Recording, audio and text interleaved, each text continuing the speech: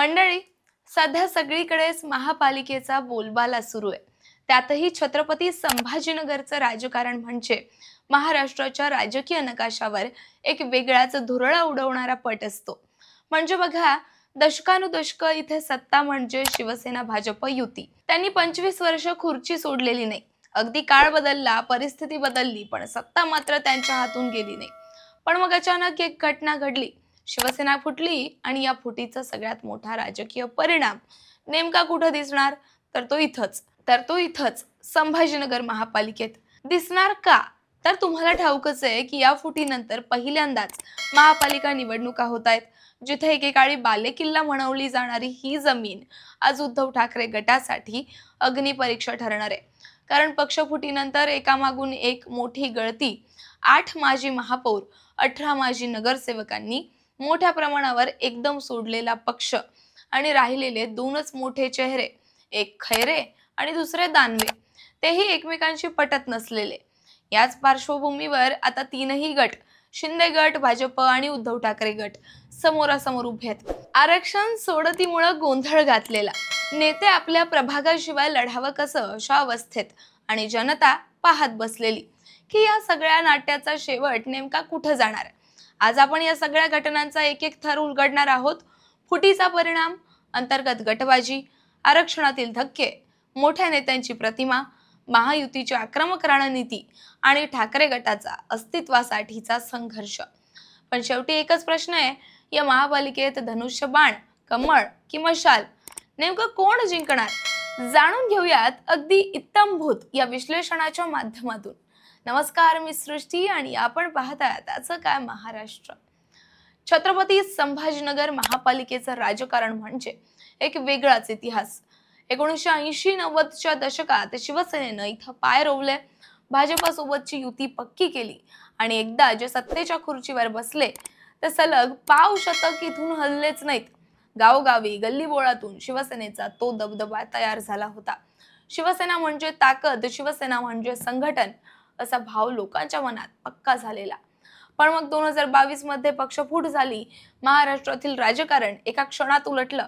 मुंबई, ठाणे, नाशिक यासारख्या महानगरांवर जितका परिणाम झाला, तितकाच मोठा धक्का संभाजीनगरला बसला. कारण इथली महापालिका निवडणूक हे फुटीनंतरची पहिलीच निवडणूक आहे आणि हा भाग पूर्वी बालेकिल्ला म्हणून ओळखला जायचा. आणि तो जर एखाद्या पक्षाचा बालेकिल्ला असेल आणि त्याच पक्षाचीच फूट पडली असेल, तर या शहरात पडसाद जास्त मोठे उमटतात. अगदी तसंच इथंही झालंय. फुटीनंतर पाहिलं तर पक्षफुटीचा सगळ्यात मोठा दुष्परिणाम उद्धव ठाकरे गटालाच झाला. एक एक करून लोकप्रतिनिधी यांच्याकडे विमान असल्यासारखे पक्ष सोडू लागले. 18 माजी नगरसेवक थेट जय महाराष्ट्र म्हणत दुसऱ्या गटात, 8 माजी महापौरांनी देखील पार्टी सोडली. एवढा मोठा वर्ग जर घर बदलत असेल तर संघटना कमकुवत झालेली आहे, हे स्पष्ट आहे. पक्ष सांगतो संघटना अभेद्य आहे, पण आकडे मात्र उलटच चित्र दाखवतात. तर दुसरीकडे महायुतीची परिस्थिती वेगळीच आहे. भाजप आणि शिंदे गट दोन्ही आक्रमक मोडमध्ये आहेत. अनेक इच्छुक उमेदवार थेट महायुतीकडे धाव घेत आहेत.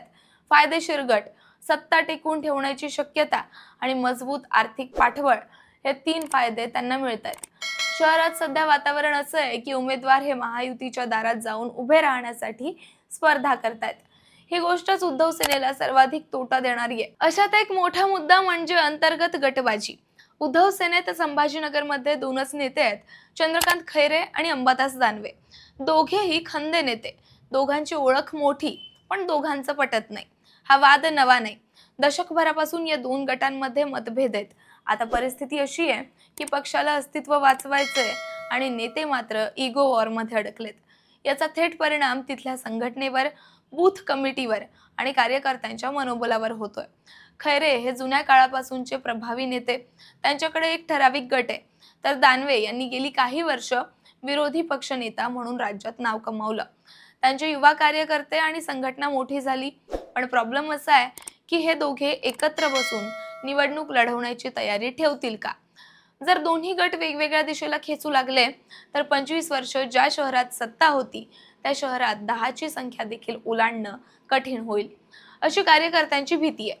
आता येतो दुसरा मोठा मुद्दा, आरक्षण सोडतीचा धक्का. संभाजीनगरमध्ये अनेक मोठे नेते, माजी महापौर, माजी उपमहापौर सगळ्यांनी आपापली तयारी केली होती. कोणी प्रभागात मतदारसंघ पिंजून काढला, कोणी प्रचार फलक लावले होते, कोणी तर कार्यालयही सुरू केलं होतं. पण अचानक आरक्षण सोडत लागली आणि बूम, नंदकुमार घोडेले यांचा प्रभाग थेट महिलांसाठी गेला. राजू शिंदे यांना ओबीसी महिला आणि सर्वसाधारण महिला असं आरक्षण लागताच नव्या जागेचा शोध घ्यावा लागला. दिलीप थोरात आणि कैलास गायकवाड यांनाही मोठा फटका बसला. काहींचा तयारीचा डाव कोलमडला आणि हाच गोंधळ महापालिकेतील प्रत्येक पक्षाला हादरा देणारा ठरलाय. मात्र महायुतीच्या दृष्टीनं सर्वात महत्त्वाचं म्हणजे संजय शिरसाट, अतुल सावे आणि दानवे यांच्यातील त्रिकोणी लढत. शहरात ही निवडणूक फक्त महापालिका नाही तर प्रतिष्ठेचा प्रश्न बनली आहे.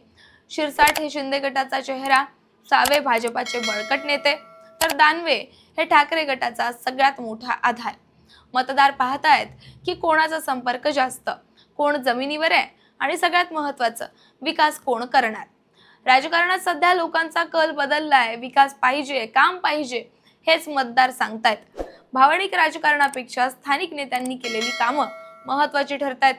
म्हणूनच यंदाची महापालिका निवडणूक महाराष्ट्रासाठी सुद्धा महत्त्वाची ठरणार आहे. संभाजीनगर म्हणजे मराठवाड्याची राजकीय राजधानी. इथला निकाल राज्यातील समीकरणांना वेगळं वळण देऊ शकतो. शिंदे गट, भाजप यांच्या एकत्र ताकदीची खरी कसोटी इथे लागणार आहे. तर उद्धव ठाकरे गटाला मात्र आपली संघटना जिवंत असल्याचं सिद्ध करण्याची ही शेवटची मोठी संधी आहे. आणखी एक महत्त्वाचा मुद्दा असा आहे की सांगितलं जात होतं की शिवसेना म्हणजे वाघ, पण नुकत्याच झालेल्या पदाधिकारी मेळाव्यात जे दर्शन घडलं त्यावरून टीकाकार म्हणतात हा वाघ आता कागदावरूनच दिसतो. उद्धव ठाकरे यांना एका गोशाळेत मीटिंग घ्यावी लागली. ही गोष्ट सोशल मीडियावर प्रचंड चर्चेत आली. विरोधकांनी तर थेट खिल्ली उडवत शिवसेनेचा वाघ आता गोशाळेत असं म्हणायला देखील सुरुवात केली. एकंदरीतच चित्र असं आहे, एकीकडे 25 वर्ष सत्ता भोगलेला पक्ष फुटीनंतर अस्तित्व टिकवण्यासाठी झगडतोय, दुसरीकडे महायुती दोन टोकांनी आपली पकड घट्ट करतीये आणि मधोमध जनता जिला फक्त काम पाहिजे. हे निवडणूक फक्त संभाजीनगर पुरती नाही तर उद्धव ठाकरे यांच्यासाठी प्रतिष्ठेची, शिंदे गटासाठी आपली ताकद सिद्ध करण्याची आणि भाजपासाठी मराठवाड्यात पाय रोवण्याची मोठी संधी आहे. पण शेवटी प्रश्न एकच, या प्रभाग रचनेनंतर, गळतीनंतर आणि अंतर्गत गटबाजीनंतर संभाजीनगर महापालिकेत धनुष्यबाण उभा राहणार की कमळ फुलेल की मशाल पेटणार? तुम्हाला काय वाटतं? कमेंटमधून नक्की सांगा. बाकी राजकारणाच्या आखाड्यात आपली नजर कायम असणारच आहे, तेव्हा कुठेही जाऊ नका. पाहत राहा, सबस्क्राईब करा. त्याचं काय महाराष्ट्र.